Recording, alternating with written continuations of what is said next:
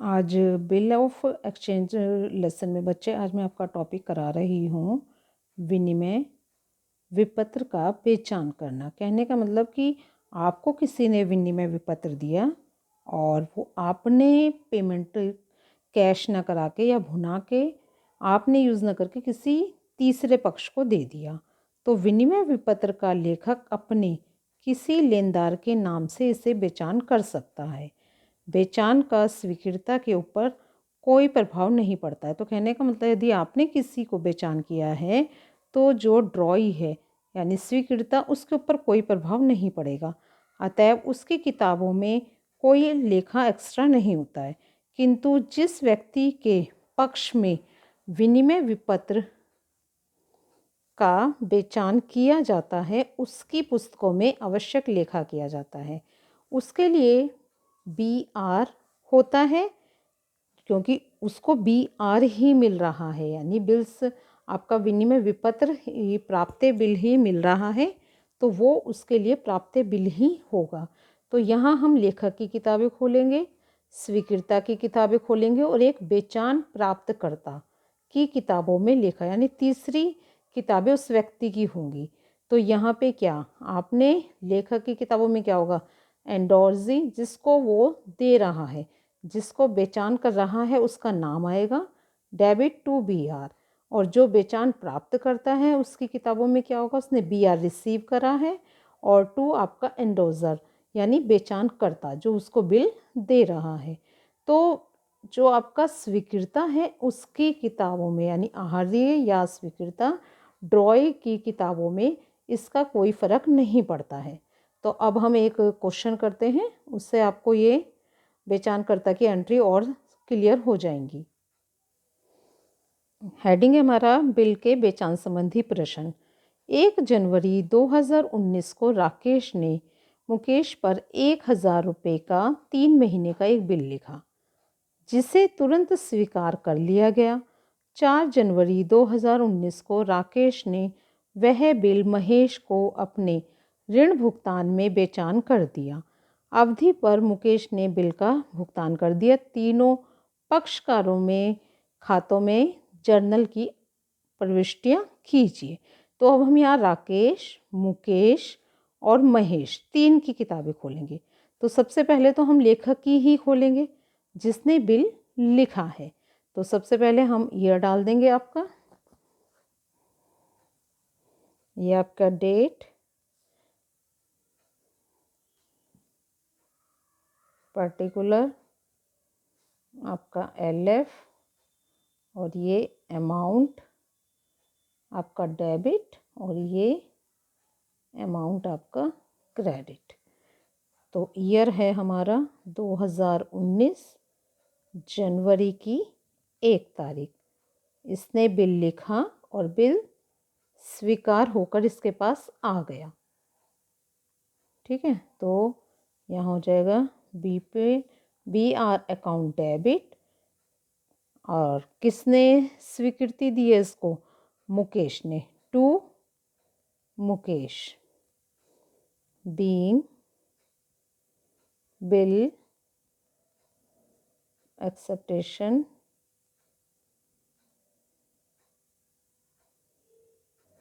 Bill acceptation receive हो गई उसे। ठीक है, तो 1000 रुपये मैं यहाँ लिख दूँगी, 1000 आपके यहाँ, हमें बिल की स्वीकृति प्रदान हो गई। अब हमने पेमेंट तो ली नहीं है, ठीक है, तो हम ड्यू डेट नहीं लिखेंगे। हमने जिस दिन बिल का बेचान करा है हम वो एंट्री करेंगे। यहाँ पे हमने बिल किसको दे दिया, आपके महेश। ठीक है, महेश यहाँ डेबिट हो जाएगा टू BR। मैंने कहा था जब भी आप इसमें जर्नल एंट्री बना रहे हैं आप सीक्वेंस से बनाते जाइए। आपने बिल की स्वीकृति प्राप्त करी, आपने महेश को बिल भुगतान कर दिया, तो हमने बिल किसको दे दिया, महेश को। तो महेश डेबिट टू BR और ये 1000 रुपये और आपके ये 1000 रुपये। तो बस आपको क्या करना था, आप लेखक थे, आपने बिल लिखा, मुकेश ने आपको स्वीकार करके दे दिया और जनवरी की 4 तारीख को आपने वो महेश को दे दिया। तो अब हमारी यहाँ पे 1 की किताबें ये ख़त्म हो गई हैं। ठीक है, अब हम अपने स्वीकृता की किताबें खोलेंगे। In the books of Mukesh, ठीक है। यहाँ पे आ जाएगी आपका ईयर 2019 और जनवरी की 1 तारीख। अब उसने क्या करा, उसने आपको बिल की स्वीकृति प्रदान करी। तो अब हम क्या करेंगे, यहाँ आ जाएगा आपका किसकी किताबें हमने राकेश को प्रदान करी थी। राकेश डेबिट टू बीपी, ठीक है, 1000 रुपये और ये 1000 रुपये। बीइंग बिल एक्सेप्टेशन गिवन, वहाँ रिसीव करी थी, यहाँ इसने आपको प्रदान करी है, ठीक है। तो फर्स्ट एंट्री। अब इसके बाद क्या होता है आपका, उसने बेचान कर दिया, उससे कोई लेना देना नहीं, इसने देय तिथि पर अपना बिल का भुगतान कर दिया। तो बस अब हम इसकी कितने महीने का लिखा था, 3 महीने का। तो जनवरी, आपका फरवरी और ये मार्च अप्रैल, है ना। जनवरी पूरा हो गया आपका, फरवरी पूरा और ये मार्च पूरा। तो अप्रैल की 1 तारीख और 3 दिन इसमें अनुग्रह के, तो अप्रैल की 4 तारीख, 4 तारीख हो जाएगी। यहाँ पे दोबारा बता दी, देखो जनवरी पूरा, फरवरी पूरा और मार्च पूरा, ठीक है। तो अप्रैल की 1 तारीख और 3 दिन उसमें अनुग्रह के हमने प्लस कर दिए। हमने क्या अपना BP account debit to cash account, being bill paid, आपने ड्यू डेट पर बिल का भुगतान कर दिया। अब आप कौन हैं, ड्रॉई यानी स्वीकृता। तो आपकी किताबों में मात्र 2 ही एंट्री होंगी, क्योंकि आपको किससे, महेश से कोई लेना देना नहीं है। बेचान करता मतलब आप नहीं हो, बेचान करता कौन बन रहा है यहाँ पर, राकेश आपका।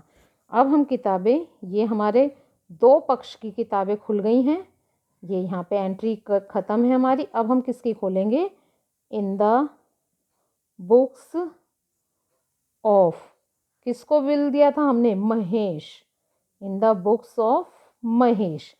तो जनवरी की 4 तारीख, ठीक है, जनवरी की, तो 4 तारीख में हमने क्या करा, बिल प्राप्त कर लिया। तो हम लिखेंगे BR अकाउंट डेबिट 1000 रुपये, किससे प्राप्त करा है हमने, टू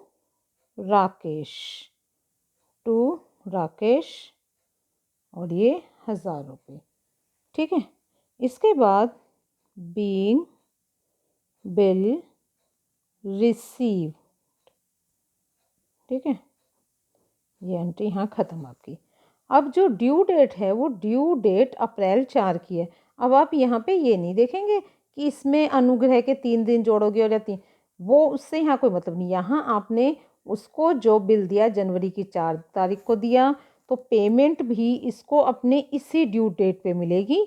इसमें आप अनुग्रह से आपको कोई मतलब नहीं, बस आपको ये ड्यू डेट ध्यान रखनी है जो आपने ड्रॉई की किताबों में यानी मुकेश की किताबों में जो एंट्री आपने ड्यू डेट डाली है, वही ड्यू डेट आप इस बेचान प्राप्तकर्ता की किताबों में डालोगे। तो यहाँ लिखेंगे हम cash account debit to BR, being bill payment received, आपको बिल की पेमेंट रिसीव हो गई है 1000 रुपये, 1000 रुपये।